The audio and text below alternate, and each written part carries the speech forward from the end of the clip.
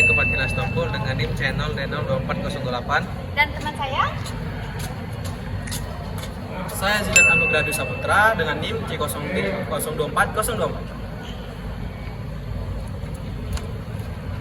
Saya Nesa Mamadin dengan NIM channel D02410.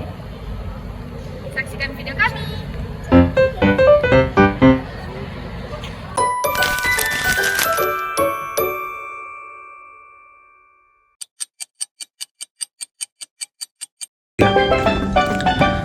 Kak, apa sih pajak masukan itu?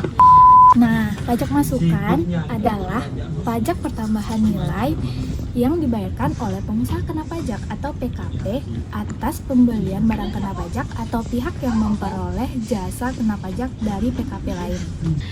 Pembeli barang kena pajak atau pihak yang memperoleh jasa kena pajak di luar daerah pabean wajib membayar pajak pertambahan nilai dan berhak menerima bukti pemungutan pajak. PPN yang telah dibayarkan tersebut merupakan pajak masukan bagi pembeli barang kena pajak atau pihak yang memperoleh jasa kena pajak di luar daerah pabean yang berstatus sebagai PKP. Pada dasarnya, pajak masukan dapat dikreditkan dengan pajak keluaran di dalam satu masa pajak yang sama. Ada pengecualian pajak masukan bagi pengeluaran untuk 5 hal.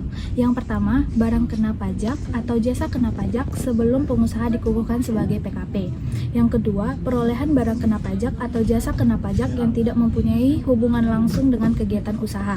Yang ketiga, perolehan dan pemeliharaan kendaraan bermotor berupa sedan dan stasiun wagon kecuali merupakan barang dagangan atau disewakan. Yang keempat, pemanfaatan barang kena pajak tidak berwujud atau pemanfaatan jasa kena pajak dari luar daerah pabean. Yang kelima, perolehan barang kena pajak atau jasa kena pajak yang faktur pajaknya tidak memenuhi ketentuan atau tidak mencantumkan nama, alamat, dan nomor pokok wajib pajak.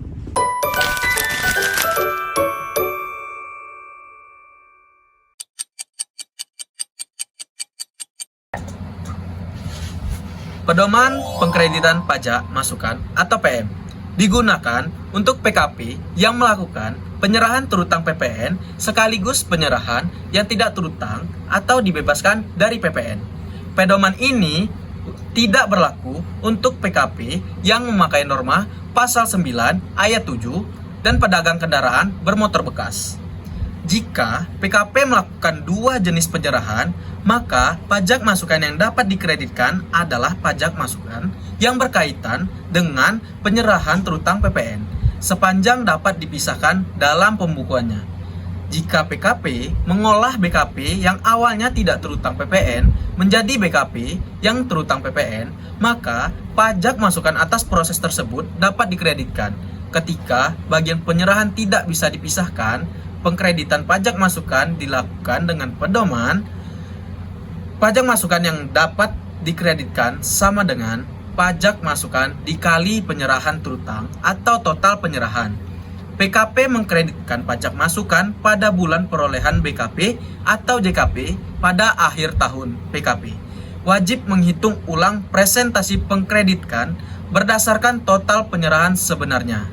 Untuk BKP dan JKP dengan manfaat lebih dari 1 tahun, pajak masukan dikreditkan bertahap sesuai masa manfaat.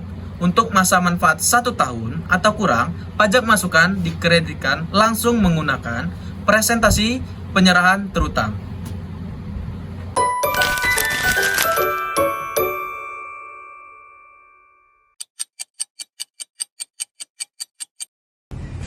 Pajak masukan atas barang impor dan atau modal hanya dapat dikreditkan apabila pengeluaran tersebut terkait dengan kegiatan yang menghasilkan penyerahan yang terutang PPN. Jika PKP gagal berproduksi dalam 3 tahun sejak masa pengkreditan pajak dimulai, maka dianggap tidak ada penyerahan yang terutang PPN. Akibatnya, pajak masukan yang sudah dikreditkan atau bahkan sudah direstitusi harus dibayarkan kembali. Ketentuan teknis, waktu, dan tata cara pembayarannya diatur dalam Peraturan Menteri Keuangan. Untuk PKP dengan peredaran usaha kecil atau PKP dengan kegiatan usaha tertentu, besar pajak masukan yang dikreditkan dihitung dengan menggunakan pedoman penghitungan pengkreditan pajak masukan. Pedoman ini diberikan untuk mempermudah atau membantu penghitungan PPN yang akan disetor.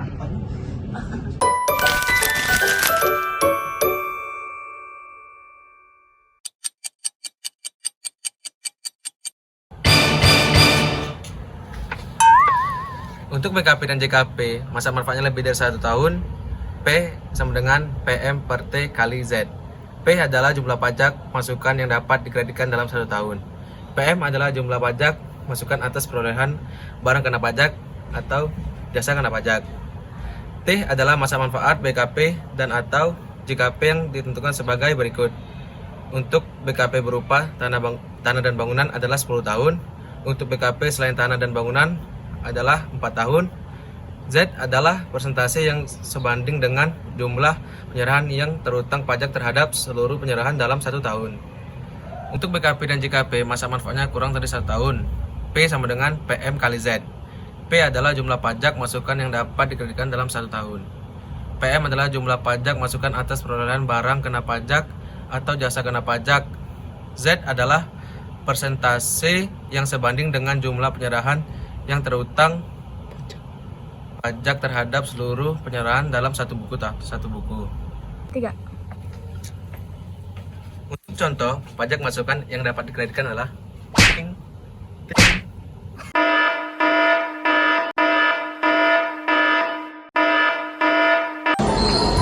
Kesimpulannya adalah, pajak masukan adalah pajak pertambahan nilai atau PPN yang dibayar oleh pengusaha kena pajak saat membeli barang atau jasa kena pajak.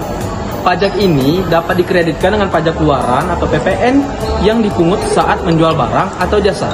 Sehingga bagi pelaku usaha, tujuan utama mekanisme pajak masukan adalah menjaga agar PPN hanya dikenakan pada nilai tambah di setiap produksi atau distribusi, bukan berulang-ulang pada nilai barang secara keseluruhan.